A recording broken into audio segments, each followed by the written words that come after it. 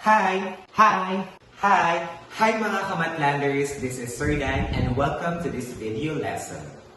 For this video lesson, we're going to tackle about word problems involving systems of linear equation with 2 variables and 3 variables. Without further ado, let's do this topic. So first, we have here the 2 variables. So we have here the first example, a school drama club sold tickets for their annual play. They sold annual tickets for $12 each and student tickets for $8 each. A total of 350 tickets were sold and the total revenue was $3,440. How many adult tickets and how many students tickets were sold? So first, identify muna natin kung ano yung mga gagamitin natin variables. So we have here the sold tickets for annual play, for adult tickets, and then for student tickets na nasold. So let A be the number of adult tickets sold. And let S be the number of students tickets sold. So we have here the total number of tickets sold para mabuo natin ang first equation natin. So ang ginamit natin variable is A and S. So we have here the first equation that A plus S is equal to the total tickets na nasold is 350. And then we have here the equation 1 or the first equation. So let's proceed with the second equation. So now, na-mention dito yung total revenue is 3,440. And then ang nasold na tickets for adult ticket is 12. So 12A. And for students naman is 8. 8S is equal to 3,440. So we have here the second equation. So now, ang gagamitin natin, sa linear equation, meron tayong madalas na ginagamit na dalawang method, which is the elimination and distribution na method. So, as you can see, ang gagamitin natin dito method is elimination. So, by using elimination, kailangan natin mag-eliminate ng isang variable para makuha natin ang value ng isang variable. So, observe natin kung ano yung pwede natin i-eliminate. So, from the equation 1 and equation 2. So, ano yung pwede natin gamitin? No? Or ano yung pwede natin unang i-eliminate? So, pwede natin unang i-eliminate si A or si S. So, for now, una natin i-eliminate si S. So, para ma-eliminate natin si S, kailangan magkaroon ng value yung ating first equation. Ang mangyayari dito ngayon, negative 8 equation 1 plus equation 2. Ganito yung gagamitin natin para makancel natin yung S natin. Para makuha natin ang value ng A. So, distribute lang natin sila lahat. So, for our first equation, we have here the negative 8. Multiply natin si negative 8 sa A, which is magiging negative 8A. And then si negative 8 multiplied by S.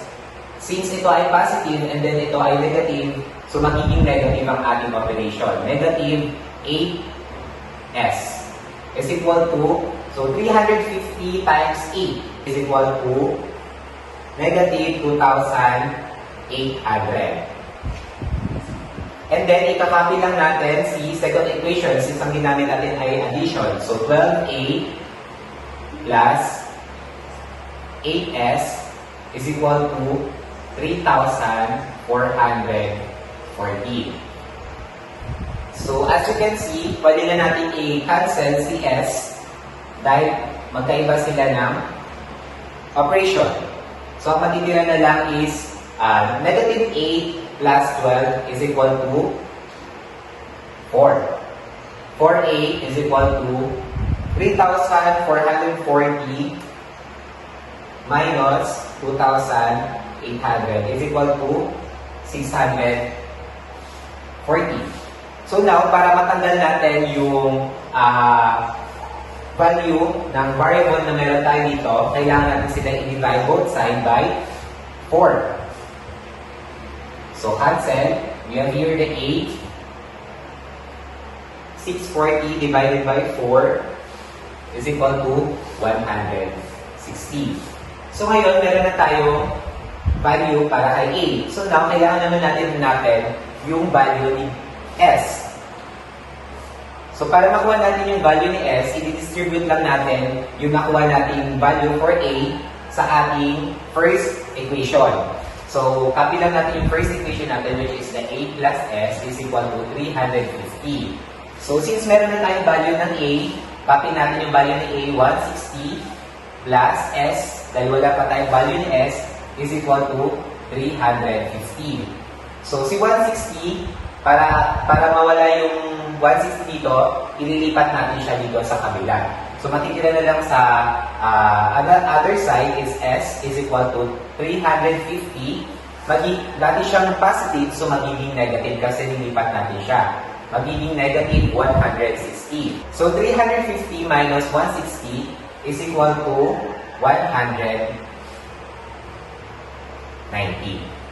So, nakuha na natin yung value ni S. Since na-identify na natin, ang question kasi kanina is how many adult tickets and how many student tickets were sold. Hahanapin daw natin kung ilan daw yung na-sold sa may adult tickets, ay sa may adult and then sa may student.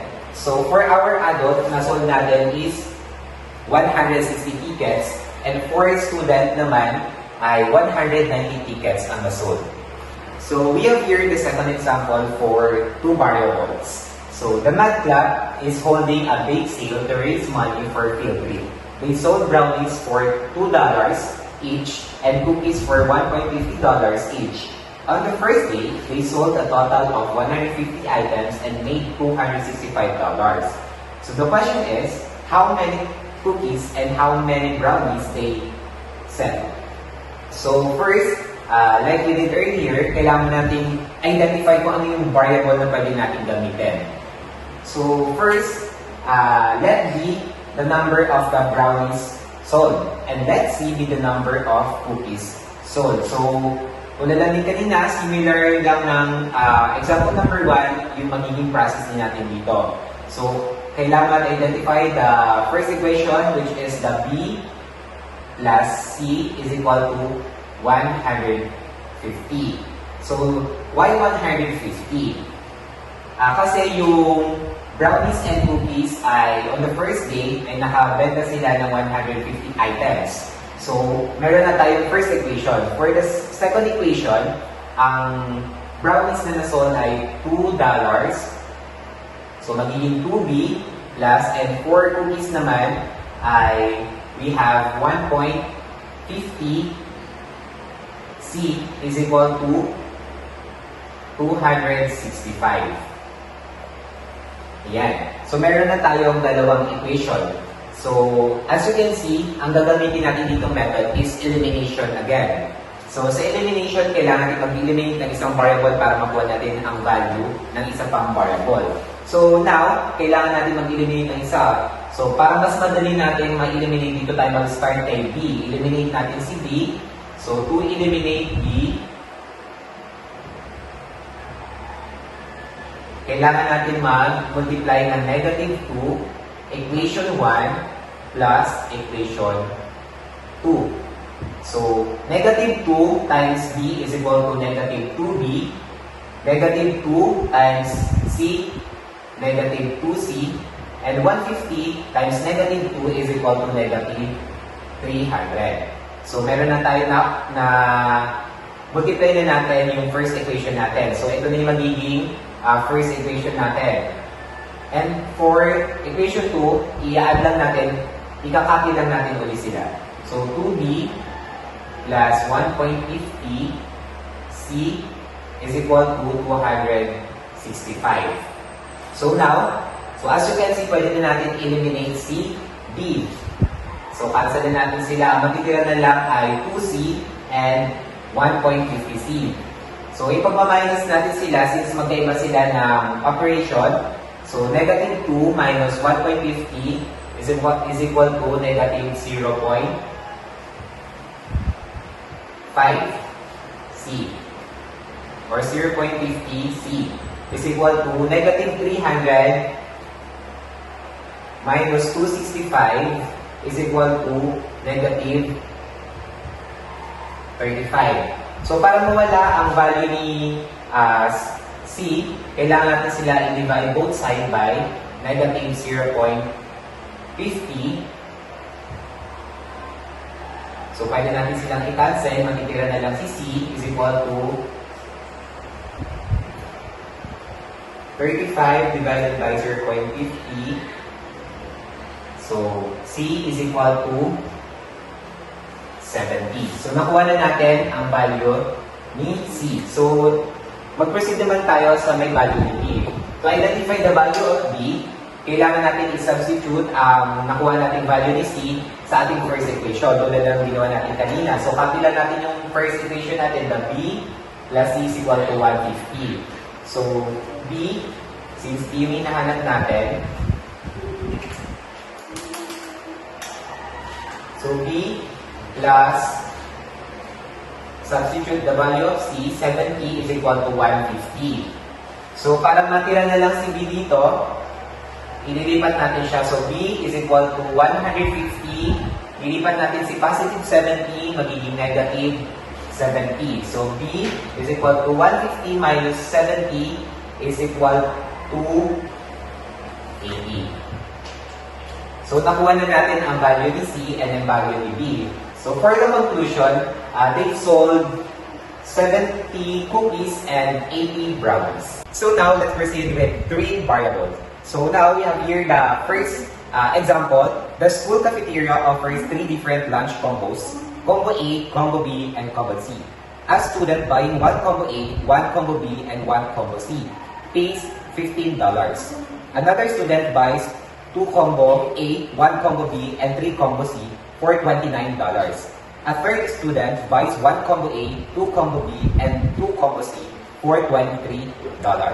So tulad ng 2 variables, kailangan natin identify kung ano yung mga variables na kailangan natin gamitin. So as mentioned earlier, A is for Combo A. So let A be our Combo A and let B be our Combo B and let C be the Combo C. So we have here the equation. The first equation, second equation, and third equation. Our first equation is A plus B plus C is equal to 15. Our second equation is 2A plus B plus 3C is equal to 29. So bakit nga ba nagkaroon na ng 2A? So as mentioned earlier, yung pangalawang student na bumili ay umorder siya ng dalawang combo A and then isang order for combo B and 3 orders for combo C. And for our third equation is A plus 2B plus 2C is equal to 23. So si student, yung third student ay umorder siya ng isang combo A and 2 combo B and 2 combo C at nag-cost yun ng $23. So tulad kanina sa dalawang variable, ang ginawa natin is nag-eliminate tayo. So una natin gagawin dito, kailangan muna natin eliminate the first equation and the second equation bago tayo mag-proceed sa third equation. So una, dito muna tayo sa first and second equation. Para ma-eliminate natin yung isang variable or para ma-cancel natin yung isang variable, kailangan natin mag-multiply ng... Para ma-eliminate natin yung isang variable, so kailangan natin mag-multiply ng... So para ma-eliminate natin ng isang variable, kailangan natin mag-multiply. So as you can see, ang pwede natin i-multiply, so kailangan natin eliminate dito muna tayo kay A. Mag-focus muna tayo sa variable ng A. So our first equation ay meron lang siyang positive A, ang ating second equation ay merong positive 2A. So para ma-eliminate, kailangan natin siya ma-multiply to negative 2 para maging negative 2A plus 2A. So pwede natin sila makancel. So ang mangyayari ngayon, negative 2, equation 1 plus equation 2. So distribute lang natin ito, multiply natin si 2 sa ating equation 1. Negative 2 times A is equal to negative 2A. Negative 2 times B, negative 2B. Negative 2 times C is equal to negative 2C. And 15 times negative 2 is equal to negative 30. So i-add lang natin sa equation 2, so ikakopy lang natin siya. Lagyan natin sa baba, 2A plus B plus 3C is equal to 29. So ngayon, pwede na natin i-cancel si A. Ang magiging na lang ngayon ay negative 2B plus B is equal to negative B. Negative 2C plus 3C is equal to plus C. So, negative 30 plus 29 is equal to negative 1. So, ngayon, ito na yung magiging equation 4 natin. So, we have here the first, second, and third. Now, magkakaroon tayo ng equation 4. So ngayon, hindi pa natin siya ma-identify yung kung ano yung value ng isang variable. Kailangan pa natin magkaroon ng another equation. So para magkaroon ng another equation, mag-proceed naman tayo kay equation 2 and equation 3. So kay equation 2 and equation 3, same process lang dito sa equation 1 and 2. Titignan natin, so ang ginamit kasi natin kanina, ang una natin in-eliminate ay si A. So ang gagamitin ulit natin for equation 2 and equation 3, kailangan ulit natin ma-eliminate si A. So ang second equation kasi natin, ang value ni A ay may 2. And then kay third equation ay meron lang na 1 na value. So para ma-eliminate natin si A, kailangan natin siya i-multiply si equation 3 by negative 2. So equation 2 minus 2 equation 3. So, kabilang natin si equation 2, which is the 2a plus b plus 3c is equal to 29. And then, i-multiply natin si negative 2 sa ating equation 3, which is negative 2 times a is equal to negative 2a. Negative 2 times 2b is equal to negative 4b. Negative 2 times 2c is equal to negative 4c. Is equal to negative 2 times 23 is equal to 46. Negative 46. So ngayon, pwede na natin i-cancel out si A. So matitira na lang, negative B minus 4B is equal to negative 3B. So 3C minus 4C is equal to negative C is equal to 29 minus 46 is equal to negative 17. So we have here the fifth equation. Ang ating equation 4 ay negative b plus c is equal to negative 1. And our fifth equation is negative 3b minus c is equal to negative 17. So, the next step is, kailangan natin mag-eliminate dito. Ang gagamitin naman natin ay si equation 4 and equation 5. Kung kanina, nag-start tayo kay equation 1 and 2 and 2 and 3. Ngayon, gagamitin naman natin si equation 4 and equation 5 para ma-eliminate natin yung isang variable at matira na lang yung isang pang variable. So, for equation 4 and equation 5, ang value natin is negative b plus c is equal to negative 1, and for equation 5 ay negative 3b minus c is equal to negative 17. So, una na lang natin i-eliminate ay si b. Para ma-eliminate natin si b, kailangan natin siya i-multiply by negative 3. So, negative 3 equation 4 plus equation 5. So, negative 3 times negative b is equal to positive 3b. So, negative 3 times c is equal to negative 3c is equal to negative 1 times negative 3 is equal to positive 3. So, itakopy lang natin si equation 5, which is negative 3b minus c is equal to negative 17. So, ngayon, pwede natin i-cancel out si b. Ang matitira na lang ay si c. So, negative 3c minus negative c is equal to negative 4c is equals to 3 minus 17 is equal to 14. Negative 14 kasi mas malaki yung value ni 17. So now, para makancel natin yung kasama ni variable c, kailangan natin siya i-divide both side by negative 4. So kailangan natin siya i-divide both side by negative 4. So cancel out na natin itong 4 na kasama ni c, magiging c na lang siya is equal to negative 14 divided by negative 4 is equal to 7 half. So ngayon, meron na tayong first value na nakuha. Yung nakuha natin for variable c ay i-substitute natin siya sa ating equation 4 para makuha natin ang value ni b. So ang ating equation 4 ay negative b plus c is equals to negative 1. So negative b, ang nakuha natin value ni c ay plus 7 half is equals to negative 1. So, ililipat lang natin si 7 half dun sa kabila para matira na lang sa kabila ay negative b is equals to negative 1, negative 7 half. So, naging negative siya kasi dati siyang positive. So, now, i-subtract lang natin si negative 1 and negative 7 half. So, magiging negative b is equals to negative 9 over 2. So, nakuha na natin ang value ni b. Pero, as you can see, hindi kasi pwedeng maging negative yung variable natin dito. So, para maging positive ang variable natin, i-multiply natin siya both side by negative 1. So, ang magiging value na ng b natin ay b is equal to positive 9/2.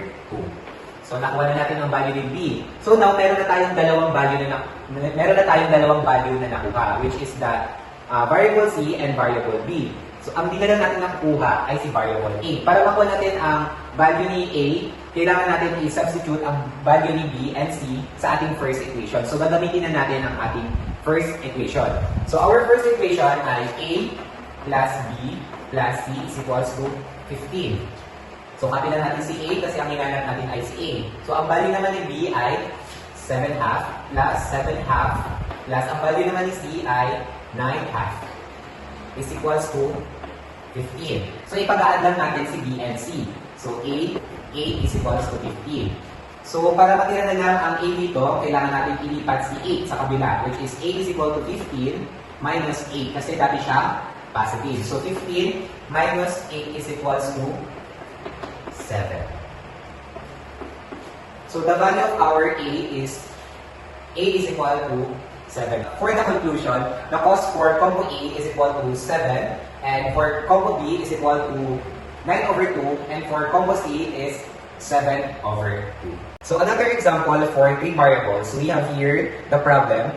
The total cost of admission to a zoo is $1,000 for a group of 10 adults, 5 children, and 2 seniors, and the cost for a group of 12 adults, 8 children, and 3 seniors is $135. The cost of a group of 5 adults, 1 child, and 1 senior is $45. What is the individual cost of admission for an adult, a child, and a senior? So, let us identify first the variable na gagamitin natin. So, let A be the cost of an adult ticket, and let C be the cost of a child ticket, and let S be the cost of senior ticket. So, we have here another 3 variables and 3 equations. So, tulad kanina, ang una natin gagawin is equation 1 and equation 2, proceed kay equation 2 and equation 3. So, we have here our first equation. So, we have the 10A plus 5C plus 2S is equal to 100. So, the second equation is 12A plus 2C plus 3S is equal to 135. And for the third equation is 5A plus C plus S is equal to 45. So, focus tayo kay first and second equation.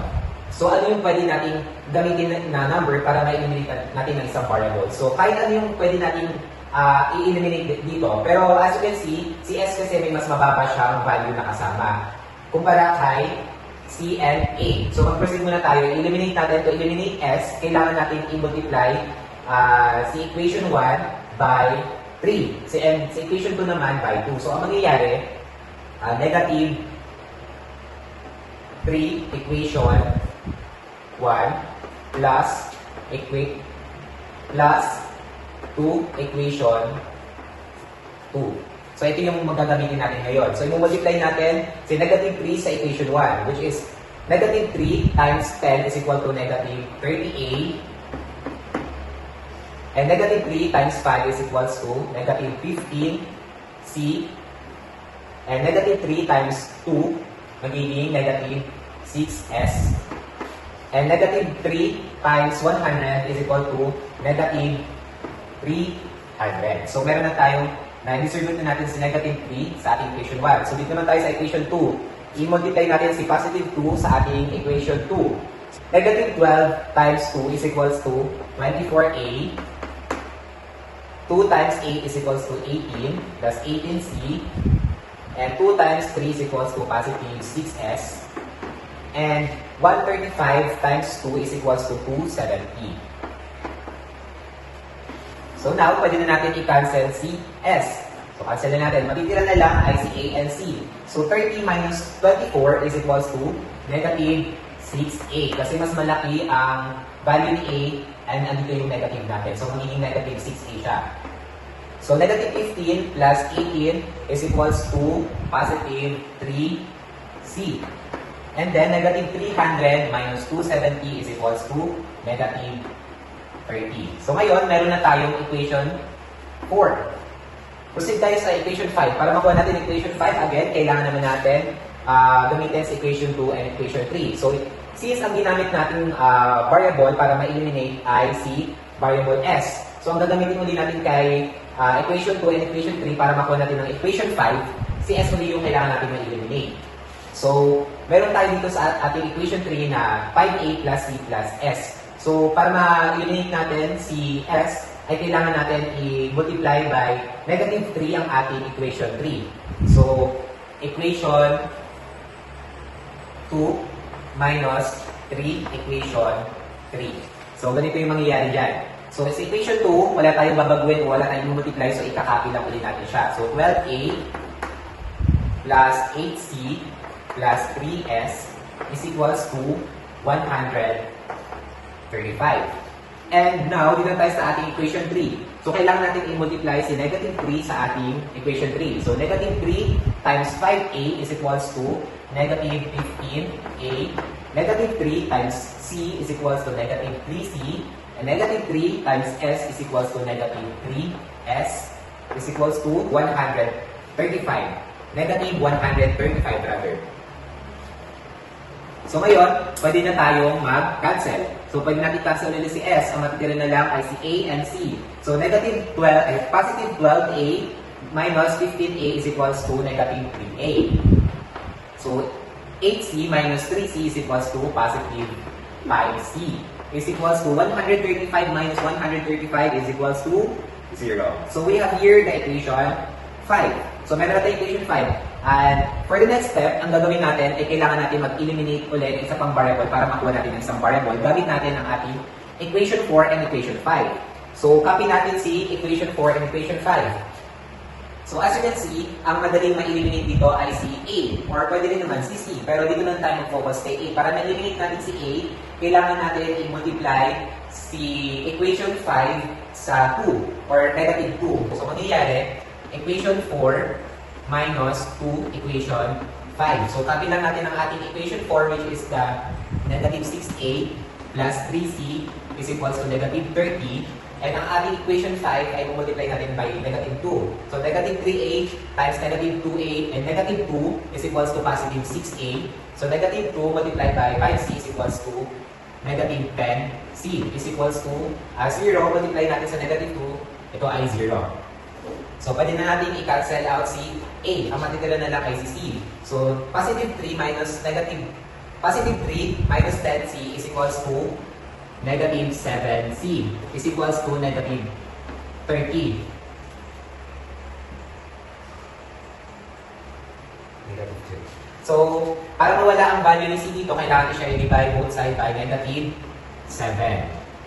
So, pwede natin cancel. C is equals to 30 over 7 or negative 30 over 7. So, meron na tayong value ni C. So, para makuha natin yung another value which is the A, kailangan natin i-substitute si C sa ating equation 4. Gamitin natin ang ating equation 4. So, ang ating equation 4 ay negative 6A plus 3C is equals to negative 30. So, 6A negative 6A plus 3. Ang value ng ating C ay negative 30 over 7 is equals to 30. So now, multiply lang natin si 3 sa negative 30 over 7. Magiging negative 6A minus 90 over 7 is equals to 30.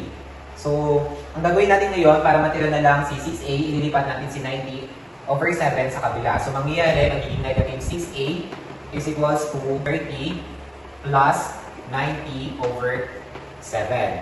So, 6A is equals to 300 over 7. So, para mawala ang value ni A, ay i-divide natin siya both side by negative 6. So, cancel out. A is equals to 50 over 7. So, 50 over 7. So, nakuha na natin ang value ni A and C. So, ang hindi na lang natin nakukuha ay ang value ni S. So, to get the value of S, kailangan natin gamitin sa equation 1 and substitute natin yung nakuha natin value for C and for A. So, 10, ang value ng A natin ay 50 over 7 plus 5C. Ang value ni C ay negative 30 over 7 and plus 2S is equals to 100.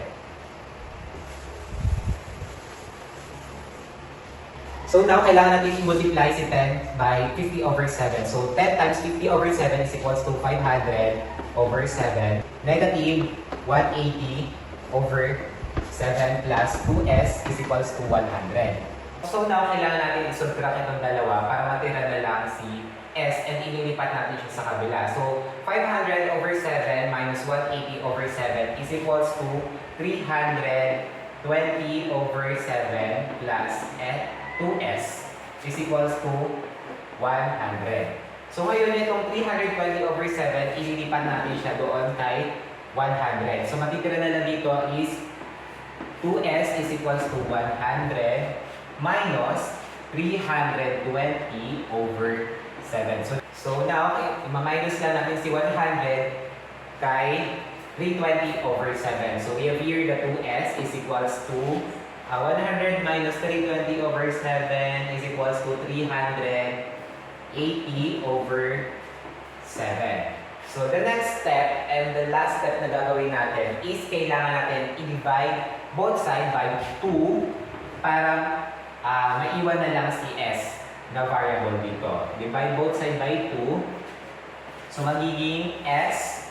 So pwede natin ito siya i-cancel. So s is equals to 380 over 7 divided by 2 is equals to 190 over 7. So nakuha na natin ang value ni s. So for the conclusion, the total cost for adult ticket is 50 over 7 and the total cost for child ticket is negative 30 over 7 and the total cost for senior ticket is 190 over 7. So that's the way how to solve our word problems involving systems of linear equation. So using 3 variables and 2 variables. Again, this is Sir Dan and I hope you learned something today. Thank you for watching. Bye-bye!